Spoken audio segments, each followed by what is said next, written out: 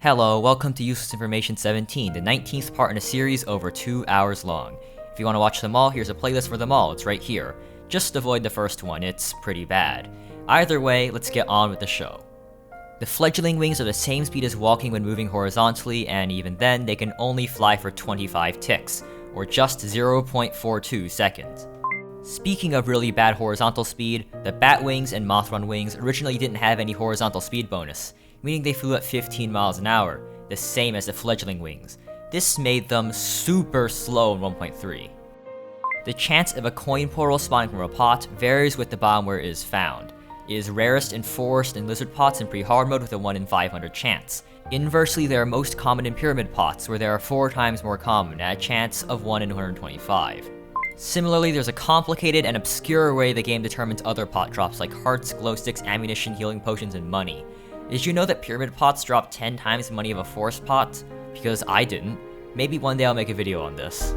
Back in episode 16, I made a point about how in 1.4.4 they restarted the Muramasa to be curved, but they left behind the katana and cobalt sword, which are both Japanese swords. Well, in 1.4.4.9, the katana finally got its well-deserved resprite, making it look 1,000 times less lame.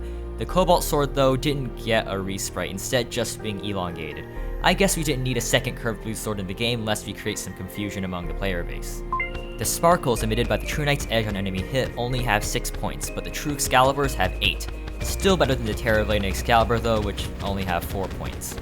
The ending hooks of the gem grappling hooks all look visibly different from one another, just slightly. This isn't just on the sprite though, it shows up on the hook where it's actually used as well. Boulders were crafted at the Tinkerer's workshop, but were moved to the heavy workbench in 1.4. Makes sense to me, you don't really carefully tinker a boulder, don't you? The truffle worm is rare and savory according to the bestiary entry for Duke Fishron. Seems believable to me. The shards spit out by the crystal serpent deal 80% of the base damage of the actual weapon. Unlike the main bolt, these projectiles are affected by gravity. Despite the Terror Blade's projectile being changed from a beam to this green Ultra Slash, the projectile itself is still called the Terra Beam. In 1.4.4.9, the Pwn Hammer sprite was made very slightly longer. Luminite Arrow's tooltip is shooting them down at the speed of sound, a pretty obvious reference to the Sonic franchise. However, if you shoot the Luminite Arrows from a Hasty Phantasm, which is the bow with the fastest velocity that is affected by ammo, the arrows will only fire out at 428 km an hour, or around Mach 0.35. That's just a third of the speed of sound. Meanwhile, a hasty Xenopopper using Luminite bullets would actually be supersonic, going at an insane 1,461 km an hour, or Mach 1.22. Then again, it's a bullet, not an arrow, and the high velocity bullets would be even faster regardless. Over the updates, Crimtane bars have only gotten darker. The repaired mana crystal and repaired life crystals are furniture items that mimic naturally generating life crystals. Their held item sprites have a silver platform that is not present when placed, presumably to differentiate them from their functional item equivalents. The new mana crystal sprite seems to be a better mirrored version of the old sprite. You can observe the crack shifting sides right here. The gummy worm item obtained from dropping a gold worm in the shimmer seems to come in 2 flavors. I assume these are cherry and blue raspberry, but you know, could be anything really. The chlorophyte shotbow has 3 barrels, but sometimes only shoots 2 arrows. The Daybreak is slightly different than the Draconian spear in shape, with a little bit of differentiation in the ornamentation. The weapon that fires the most arrows per second is actually not the Tsunami, but the Phantasm. Even though the Phantasm shoots 1 less arrows per shot, it fires 3.33 times per second instead of 2.5, leading to a slightly higher fire rate from the Phantasm. It is not possible to lifesteal from NPCs that have 5 health or less, so basically critters. The maximum DPS from damaging debuffs on a single enemy is 1331, with 800 of that coming from the max Daybroken debuff alone. The divisions on the True Excalibur are blue and pink, but the aura itself is actually gold and pink. In the Nintendo 3DS version of Terraria, Life Force potions cannot be crafted since Silverthorn is not in that update. However, they can still be found in shadow chests for some reason.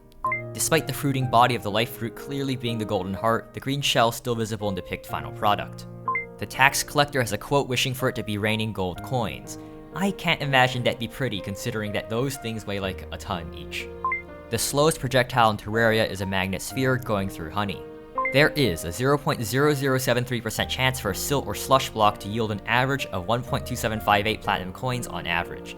This averages out to 90 copper coins per silt or slush block, inputted for just this one drop type. While in the underworld, a Hellforge requires at least a Nightmare or Crimtane pickaxe to mine. When using the gold ring, a player is able to pick up a coin at the distance of 24.5 tiles. Before 1.3.2, the adamantite mask didn't have the 2 feathers or spikes or whatever that it has nowadays. The Frostbrand and Beam Sword are known for making this sound when their projectiles are ready to fire. However, this was removed in 1.4.4 when the projectile cooldowns were reduced significantly.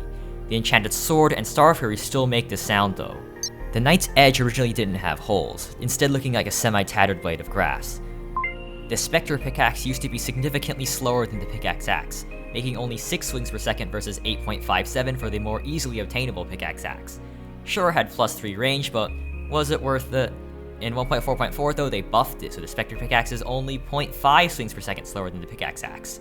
Is it still worth it? Nah. Palladium is not orange in real life, but palladium 2 acetate, a compound of palladium, is orange. This is similar to cobalt, where pure cobalt is not blue, but cobalt 2 oxide aluminum oxide is. This makes the very useful cobalt blue pigment. Regardless of map size, titanium and adamantite spawn very slightly before the lava line in the deep caverns. It is still advisable, however, to only search the lava caverns for these rare ores. Okram drops 10 to 38 adamantite ore on its defeat, or requires 10 adamantite bars or 50 adamantite ore to summon. This is a net deficit. Before 1.2.3, you could use a palladium drill to mine adamantite or titanium, for some reason. This was unique to the palladium drill and not to the cobalt drill as well. While this was relatively quickly speedily reverted on PC, its functionality is still retained by the palladium drill on the 3DS version. When shitting right after consuming a golden delight, you will excrete 141 blocks of poo, or 1,128 cubic feet of poo. Youch. Poo also protects you from fall damage, which is somehow worse. The glowing moss types encompass all fluorescent noble gases found in nature, those being helium, neon, argon, xenon, and krypton. Terraria is yet to add the cancer-causing radon and the synthetic Oganesson moss types of the game, however. The biome background for the dungeon shows a dungeon using green dungeon bricks. In 1.4.4, the slap hand was rather humorously given its own sound effect when slapping things. Neat, huh? When the gender change potion is used, the player is encased in helix of red and blue orbs before the change is made. And no, they're not pink.